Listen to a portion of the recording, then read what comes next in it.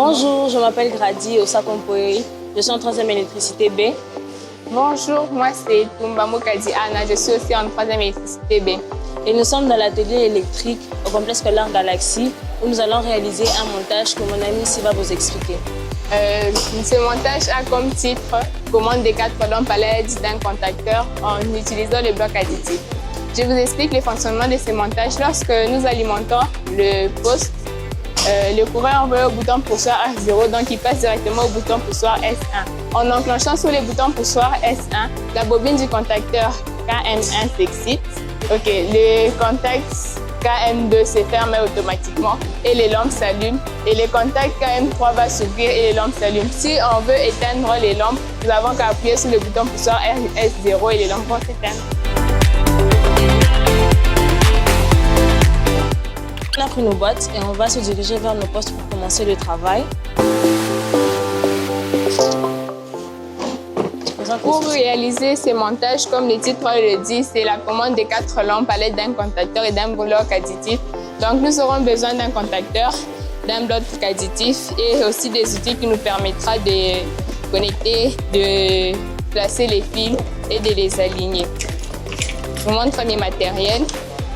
Voici mon contacteur et voici le bloc additif qui nous aidera à connecter les lampes. Le rôle du bloc additif est de compléter les contacts que le contacteur n'a pas afin de pouvoir commander plusieurs lampes.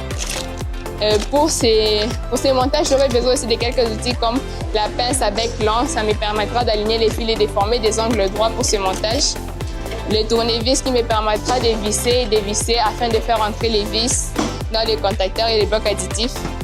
Ma pince universelle me permettra de couper aussi, me permettra d'aligner les fils. Ma pince à dénuder qui me permettra de dénuder les fils afin de les faire entrer dans les contacteurs, dans les bandes du contacteur et dans les bandes du bloc additif. Là, nous allons commencer par fixer notre contacteur sur notre poste et nous avons ce petit outil qu'on appelle le rail qui va nous permettre de fixer le contacteur pour bien travailler.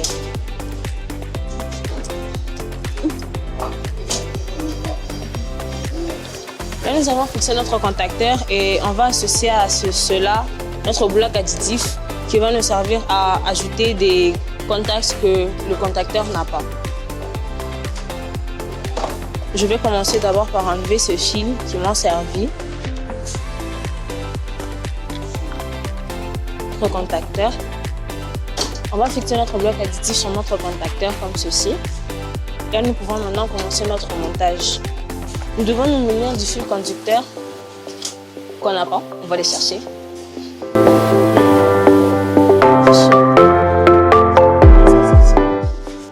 Voici, nous avons récupéré les fils. Pour notre installation industrielle, nous utilisons des fils 100% cuivre. Et là, c'est de la marque CTT. Ce sont des câbles solides.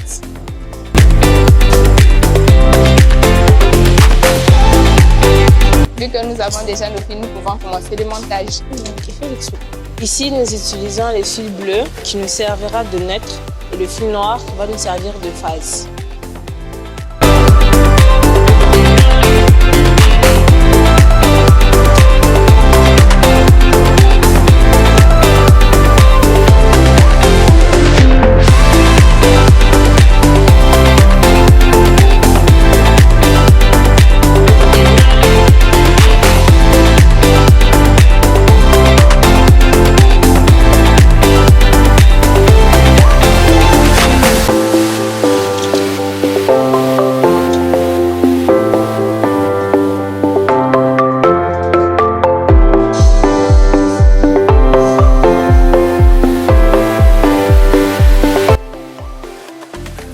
Après le montage, nous avons finalement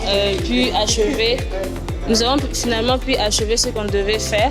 On a eu à prendre une phase qu'on a connectée au bouton poussoir S0. À sa sortie, nous avons fait un pont avec l'entrée de S1. À la sortie de S1, nous alimentons le contact normalement ouvert 13-14 de la bobine, du contacteur, désolé. Ensuite, nous avons pris la sortie de S1. La sortie de S1 qui va entrer dans A1, qui est la bobine du contacteur. Ensuite, on va faire un pan de A1 à 14 qui est le contact normalement ouvert comme je l'ai dit. Ensuite, nous prenons les lampes, nous prenons un pan que nous devons faire entre le deuxième contact normalement ouvert et le deuxième contact normalement fermé de notre bloc additif ici là. Après, nous sortons les deux fils que nous allons connecter aux deux lampes premièrement. Ensuite, nous prenons les pans de la première lampe. Nous faisons un pan entre la première lampe et la deuxième. Nous faisons un pan entre la première lampe et la deuxième et la cinquième et la sixième, vu que nous allons utiliser ces deux lampes et ces deux lampes. Nous connectons le neutre à A2, qui est aussi le contact de la bobine du contacteur. Nous branchons au neutre de la lampe L1. Ensuite, nous faisons encore un pan pour L2, pour la deuxième lampe. Nous faisons un pan. Nous prenons à partir de L2 le neutre que nous allons mettre dans une lampe L6. Nous allons faire un pan avec L6 et L5. Après ceci, quand nous faisons impulsion sur, nous allons alimenter. Quand on donne l'impulsion sur S1, nous voyons que les deux lampes s'allument. Et quand nous appuyons sur S2, sur S0, elles s'éteignent. Et nous avons les deux lampes qui s'allument. Voici le fonctionnement, la commande de 4 lampes à l'aide d'un contacteur associé au bloc additif. Voici, j'ajoute, on a eu à utiliser un bloc additif pour ajouter les contacts car le contacteur ne pouvait pas commander toutes les 4 lampes au même moment.